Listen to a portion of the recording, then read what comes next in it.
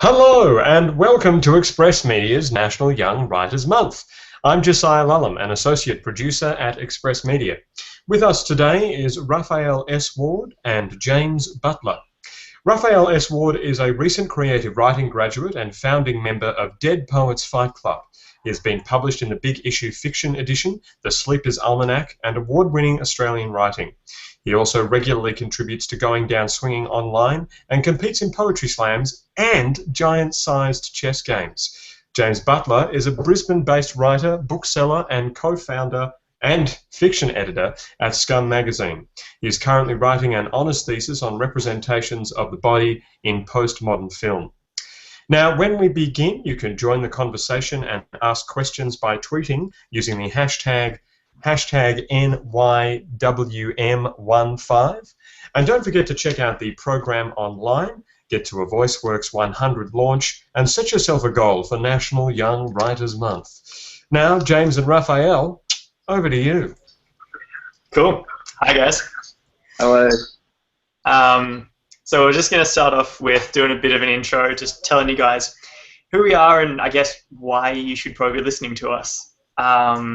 So besides all those excellent credentials that you've already heard from, I've also been, I'm also a fiction editor for VoiceWorks, and I've done sort of manuscript assessments for Sleepers Publishing. So, I mean, I've got a bit of an idea of the short story form and sort of the way to make that effective, and that's sort of what we're going to be talking about today. James? Yeah, I mainly work actually as a writer in creative non-fiction, so I have pieces published in VoiceWorks and Lifted Brow and other places. But as Josiah mentioned, I'm the fiction editor of Scum, so I mainly work in editing in fiction, and I've studied fiction as well. Yeah, and the online sort of aspect of that is one of the things we're going to cover today, because for those of you who don't know, Scum's sort of online, and that's your forte as well, so that's going to be excellent to have this spread of things. All online pieces.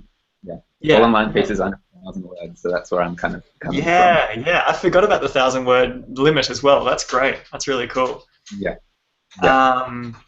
Other stuff, I guess I've done a little bit of judging of competitions as well. So just to give you some more background, and I'm most recently going to be judging the Lord Mayor's creative writing competition. So that's good and is free and like $5,000 first prize. So everyone should be thinking to submit. So that's me, I guess.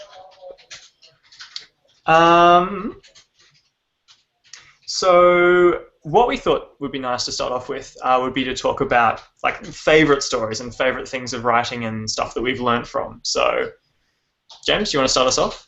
Yeah, sure. In terms of, I guess I want to keep this concentrated on short fiction. So in terms of that kind of writing, for me, the best writers of short fiction and who I think I've learned the most from would probably be Raymond Carver and Lydia Davis, Alice Munro, and then also there's a short story collection by Miranda July, which I like to read. Oh, cool.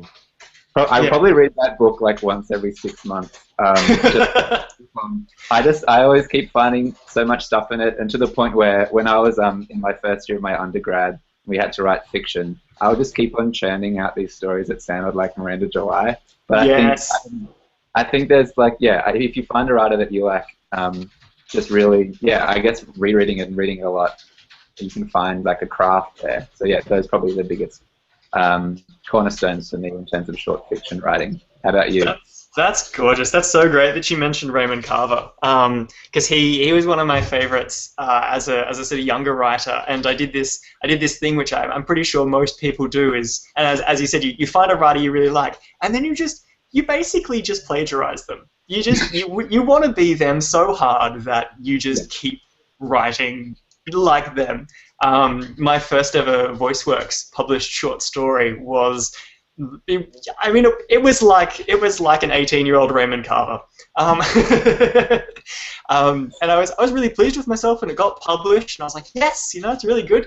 And I go to the launch, and one of the editors, the editor at the time, introduced me to everyone. He's like, oh, this is Raph. He wrote this piece. It was so Carver-esque, and I was like, he knows, everyone knows. So yeah, that's pretty good to plagiarize them and learn from them. I think that's something that is particularly useful to discuss today as well. But in general, to work out what you can learn from the people you're reading. And I think one of the things that I learned like the most from Carver was that you can make anything interesting if you care about the subject and if it has this human element to it. Yeah, that's absolutely true. Yeah, yep. What's some stuff that you've learned from Miranda July? I think with Carver as well, and her, just that how important, especially in short fiction, voice is, and like that's for you to kind of stylistically hook a reader in, because in short fiction you don't have this really big space for a lot of plot or a lot of character development. So in that way, voice can do a lot of that for you. I think that's really big. That's a really nice call. Is there any specific advice you'd have to people that are still trying to find their voice? That I didn't catch it. Oh, sorry. Like on the topic of voice, is there any sort of advice you'd have for people or writers that are trying to develop theirs? Because I don't even know if I have a voice yet. I really don't. Like, I think that voice is your own, but also very much of a character. So I think that understanding a character is finding their voice, and that's the way that you can really do a lot of the character development. So it's not necessarily has to be your voice. I mean, like, of course, writers have a consistent style, but like a lot, like this was one of the points we were going to talk about, is like making your prose do a lot of work, and I think voice is a really good way to push that forward. Do you want to chat about that now a bit, or? No, we'll chat about it when we come up to it. Otherwise, it'll get confusing. Right. Okay.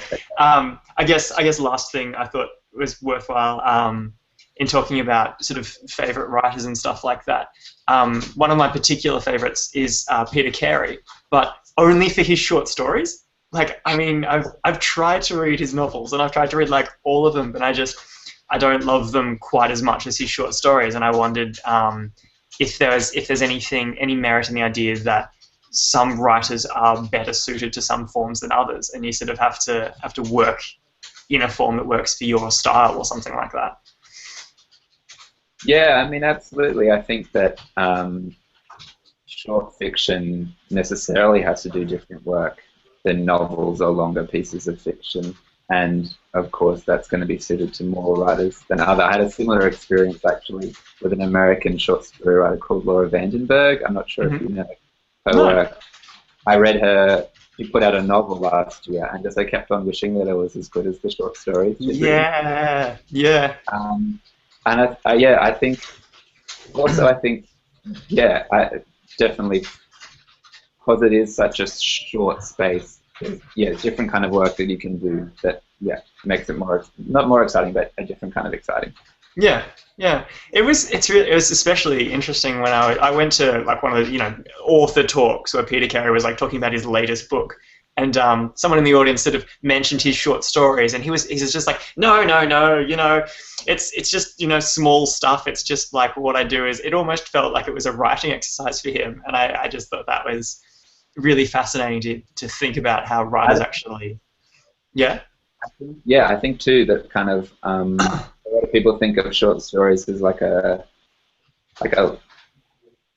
learning, like a place to kind of figure out where like works and then move on to novels, but I think it's a different format, has its own merit. So Good. I'm glad we're both on the same page with that thing. Did you want to then start talking about doing more with your prose? Because that's, I think, a nice place to start. Yeah, absolutely. I mean, so coming from editing the fiction at Scum, we only ever publish things of 1,000 words for a lot of reasons, but I guess the online thing comes into play there.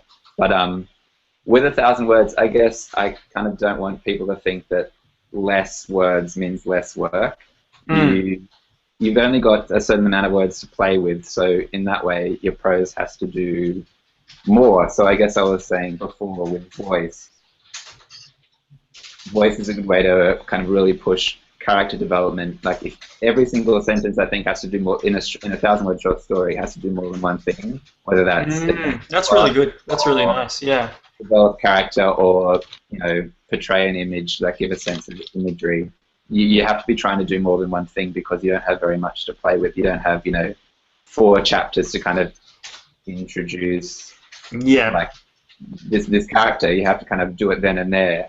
So I think that's really, really, really important. So on the sentence level, really think about what you're trying to do, what you're trying to say, and really pack as much in there as possible. I guess that's my advice. Yeah. I totally agree with that, and it's consistent with what I feel as a writer and an editor. But it's also consistent when I've heard people in voice works, the poetry editors. It's a very similar kind of sentiment. You've got such small space, everything has to be working as hard as it can. And it's like, and even if you think, oh, this is a good line, but it doesn't quite do it, then kill it. Exactly. There's no when you've only got 1,000 words, there can't really be any throwaway lines. There can't really be that line that you think just sounds nice. I mean, things can and should sound nice, but they should be doing other work as well. Yeah. Have you found that particularly hard an idea to get across to writers when you're editing them, or do most people sort of seem to accept that? I think so, yes. I mean, this was another thing that I was thinking about before this event, was like kind of approaching a short story with that idea in mind. So that's not to say that you're exactly what you're going to do in each sentence. I like the idea of bringing your way into a story and then refining it through editing, and that you kind of put the work in. I was mentioning this to you before, an Edgar Carey quote from a New Yorker fiction podcast, and he says that writing novels and longer pieces of fiction are it's like navigating. So you go in with the aim to figure out where you're going. But writing short fiction is like surfing. You kind of sit in the water and you don't really know how it's going to come, what the wave will be like, and how long it's going to last for. So I think that's a really good way to go into a story. But then in saying that, once you've written something, you have to really go back and refine. So a lot of the time with pieces that I get sent at Scum, I can see there's really good writing going on. There's really good kind of narrative hooks, but I think this is coming from my experience as well. Sometimes when you write something and you get to the end, you're so satisfied having completed something that you just want to send it away straight away. Yeah. You're just so excited that you wrote a story, and you want editors to see it. You want everyone to see it. But I think editing your own work and coming back, and that's when you kind of try and do more with the prose. And once you kind of surf your way in, to use Garrett's phrase, your character motivation, your plot, and everything, you can really go back and work and figure out how to put that in every sentence. Yeah, that's excellent. That's really good advice. Shall we move on to the warm-up writing exercise? Yeah, that sounds great. Yep. Sweet. All right, so this is for those of you playing at home. We thought we'd sort of give you a couple of writing exercises to sort of cut your teeth on. So let me just find it for you. So this first warm-up exercise, it's just a quick, fun thing. There's no pressure. It's all just experimentation. But working on the idea that James is talking about of exploring really short stuff and making things really work. What you want to do is we're going to take a story that already exists. So it can be your own sort of personal story that you're working on, or it can be someone else's, and then try to get the crux of it in 100 words. So, for example, let's take something that would be pretty easy to edit down. So, I don't know, Lord of the Rings. And we can either try to condense the entirety into 100 words, or just do a single scene or a key moment in 100 words. So we're going to give you guys about 5 minutes, maybe less if you're efficient, and then we'll continue talking from here. Go for it. Do you want to Yeah. Sing a thing or sing a thing? I'm not gonna give people singing. Put them off.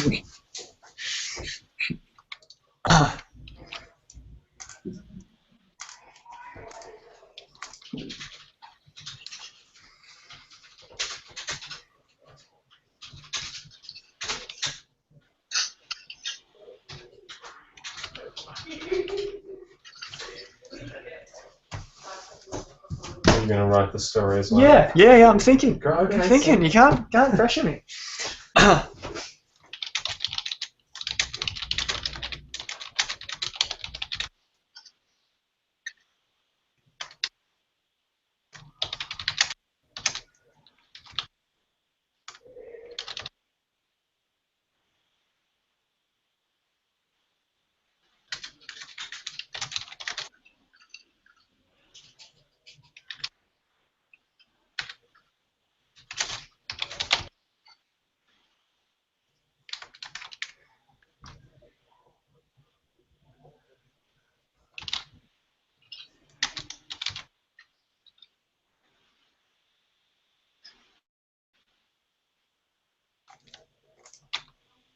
22 words. I'm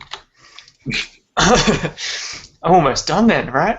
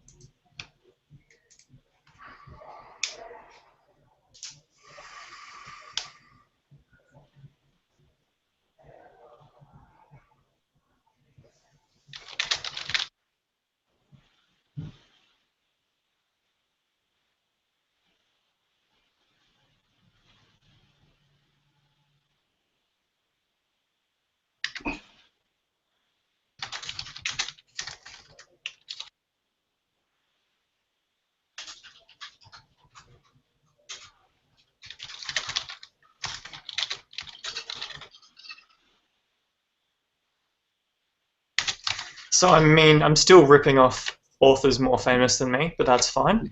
I didn't expect to be writing terrible Harry Potter fan fiction, but I assume that's what the audience wants, right? That's what they've come to expect. I probably should have like mocked one up earlier and then just copied that across, but here we are. 64 words. I can still write a better ending than that.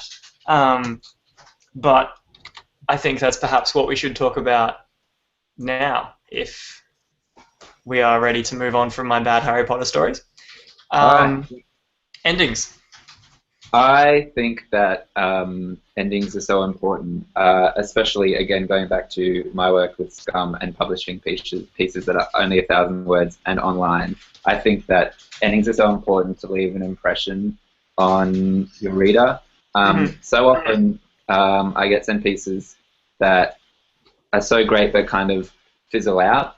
A real danger with a short story is that you get to the end feeling like there could be more to come, that it could be a larger story that's just been cut down because of word length or whatever.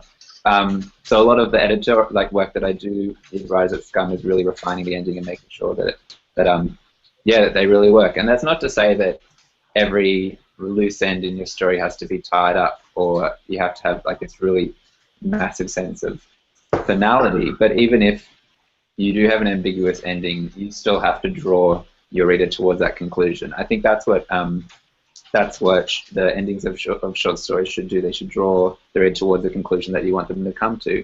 So I guess part of a good a good ending for me is really figuring out what your aim of the story is. So what conclusion you want your reader to be coming to, and really making sure that packs a punch. So I think that sometimes an image that serves like a double meaning can be good. I mean, that happens a lot in Carver stories.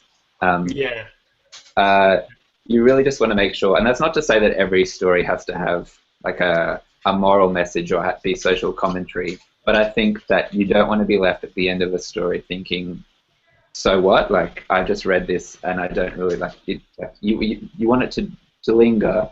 And so a strong ending, I think, really pushes that point home. Mm-hmm. Yeah, I think that, again, like I was saying before, sometimes when you're writing a story, it's so easy to just think, I think I can finish this here, and I want to send it off, and I want to do, like, I want to, get it published, and but I think you really have to think about, when you're going back in editing, really have to think about the ending, really have to think about the work that it can do in, guiding the reader towards what you want, what emotions, what intellectual response you want them to have to the piece. I think that's where I can really, and from my experience.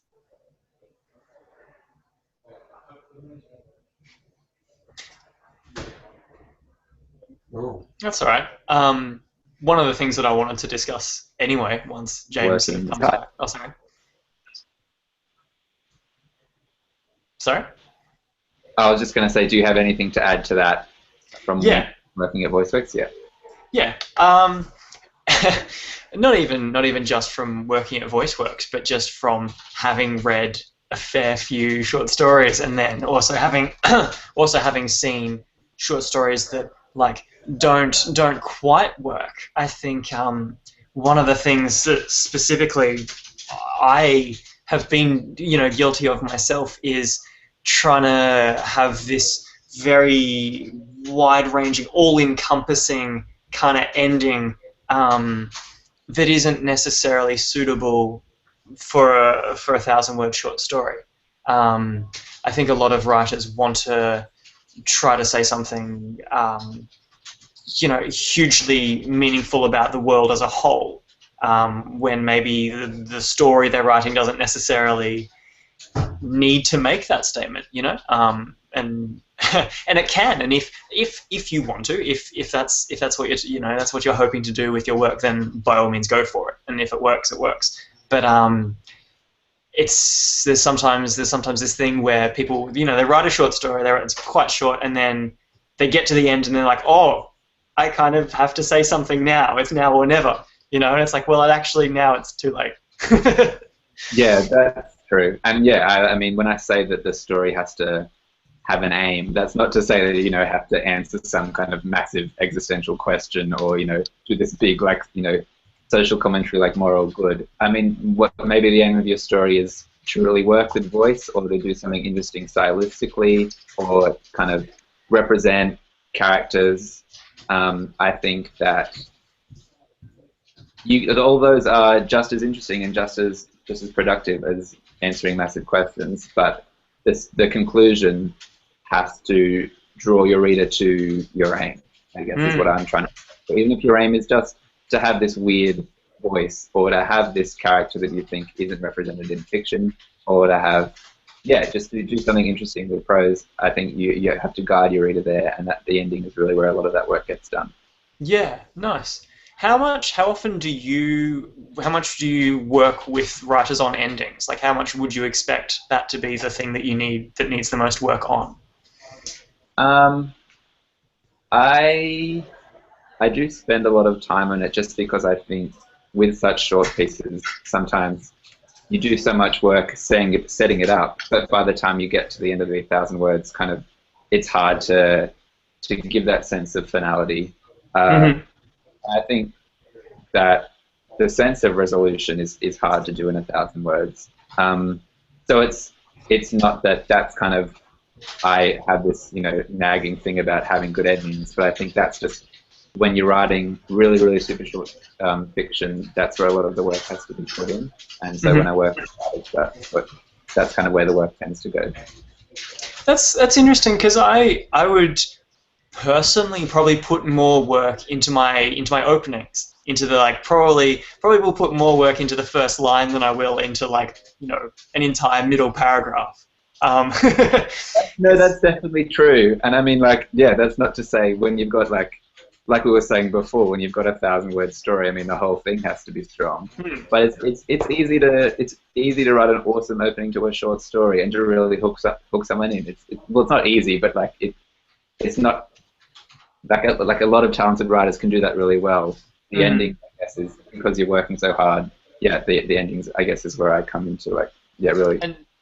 And maybe it's too this thing of if a reader has invested some time, even if it's only a short piece, if they've invested any time, they're going to be frustrated if there's not a payoff, if there's not something by the end, if they've, you know, read this whole thing and it's like, oh, and like you said, oh, okay, great, cool. Yeah, it goes, You know? yeah, that so what kind of question I was talking about. Yeah. But I mean, I'm sure everyone knows the feeling when you read a story and the ending is so strong. I think it makes the whole piece. Yes. You just like, you finish it and you're like, oh, well, like I can't, like, yeah. Then you just like, Yeah. oh, that was such a good story. Like, and that really, like, that's kind of what the work that an ending can do.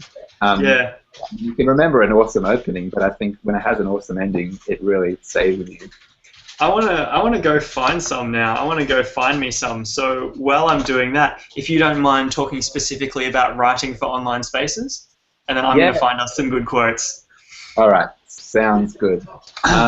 Yeah, so I think one of the things I want to talk about working with Scum is what kind of distinguishes writing fiction for online readership with other kinds of readership, because I think investment comes into play here. When you're online, I mean, it's so easy to be distracted. It's so easy to like open up a new tab and look at something else. It's so easy to just close it. If you and you're not engaged, it's really easy to kind of just close that and look at something else. And I'd argue more so than, like, say, if you're reading a magazine or a short story collection or a journal. I mean, once you started reading something, most of the time, anyway, for me, I'll work my way through to the end. But if I'm online, it's so easy, so immediate to just close a window. So I think what comes into play here is to make sure that your writing and your story is really, the word I'd use is energetic. And that's not to say that a lot has to be happening in the piece, but just, I mean, like, going back to Carver, even like when not a lot happens and characters are kind of just having a conversation, there's a real energy there, and whether that comes from voice or the narrative hook that you have, it suspends interest. So I think that it's really important. Yeah, voice, I think, for online writing, this is what I find anyway with Scum, voice is really important as a way to hook in the reader rather than plot. I mean, a good narrative hook is good, but to keep someone reading, if you have this really interesting voice, someone's going to keep reading it until the end. If you have a really interesting setup, but the writing is not as strong, then someone might just give up and stop. And I think that's what really distinguishes online from print, because you really have to work hard to keep people reading, because it is so easy for them to stop. I think it's especially pertinent that your discussion about being distracted in the entire way. I was just looking down at my other screen here, you know, browsing the internet, trawling all these very literary, you know, Guardian articles, Huffington Post list stuff. No, I'm on Instagram right now. No, I'm not. I'm just joking. Hashtag internet troll. This is so weird. I know I should have from memory some favorite closing lines, but like, I'm a failure. I'm sorry, but it's so interesting looking up like best closing lines, or googling like most you know, impressive closing lines. So many of them are still very much from the classics, and I think that's intriguing to me, because they're still not necessarily very good. I don't know. I mean, maybe I'm being difficult here. Almost every website I've seen so far has the Gatsby quote. Spoiler. Well, it's not really much of a spoiler this time around, but you know, the ending is, "So we beat on boats against the current, borne back ceaselessly into the past." That's pretty nice. That's pretty nice. But some of these aren't as powerful as I would like them to be, and I wonder if that's just because I'm reading them kind of out of context, as it were. That's true. Yeah, I think that you basically, with going back to online too, if you've got this strong voice and you kind of push through this story, that's when when you see a development of the character and the voice, that's when the kind of conclusion becomes really, really satisfying. I remember one of my favourite short story writers from Australia is a writer called Tom Cho. Oh yeah, cool. Has this story, and I've forgotten the name, and that's really terrible. But it's like a pastiche of Dirty Dancing, and the ending is yeah, just everyone like doing a dance scene from the film, and Yeah. because Is that the one where it's in the call center and then people, robots and stuff, or is that a totally different one? that's from the same collection, I think. Look Who's Right, Moving. but it's a different story. My bad. Yeah. But when you've got like this whole kind of parody, the ending finishing, because it moves, it starts at Dirty Dancing and moves really far away, it gets really transgressive, but coming back to that at the end, it's this really satisfying payoff, and I think that's what interesting endings can do, kind of, and that's where voice comes into play. So the only line that I particularly am moved by, and that's maybe because I quite like the book as well, this is probably a spoiler, so for those of you who haven't yet read 1984, first of all, shame on you. But the ending is he loved Big Brother, and I think that works pretty well. In terms of a lot of stuff that we're talking about, being concise, being punchy, giving you just that last kind of hammering that message home, and for those of you who have all read it, it manages to encompass the story as a whole and the shift. Yeah, that's what I was talking about. You're guiding your reader towards the conclusion. So with that that is social commentary and dystopic fiction, and talking about whether or not, well, anti-authoritarian, etc., etc. I mean, everyone's read 1984, but that kind of is encompassed in the ending, and it's really short, it's really strong, it's a strong image, and I think, like you said, that's when an ending works really well. Yeah. So following on from your discussion on online writing and writing for online, this next writing exercise and this is the final writing exercise for today, so think on any questions you have as well if you want by the end of it. Final exercise, online conflict. So I'm just making sure everyone can see. I want you to write the start of the story and where the conflict or the crux of it surrounds something that has been found online. So this can either be like, a sneaky Snapchat or a confidential email or a browser history that's left open. But yeah, so your character has this information, and now they have to decide what they're going to do with it. So I'm going to give you guys about 3 minutes, maybe 5 minutes. Start writing.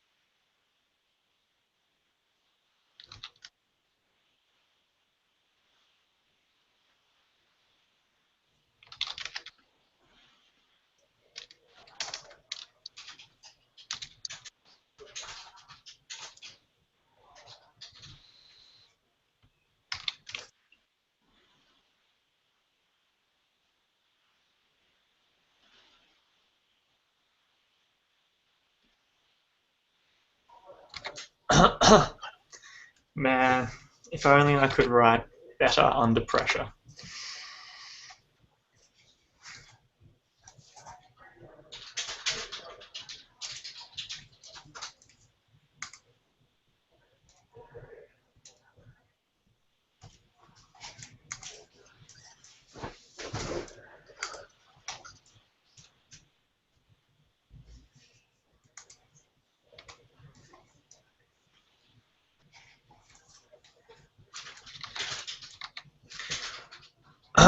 All right. I think that's enough time. I think it's just good to give people a start to it.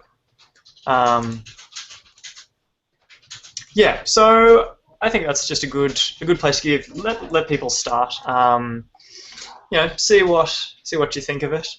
There are these are some good questions coming up. So yes, now is question time. So if you have any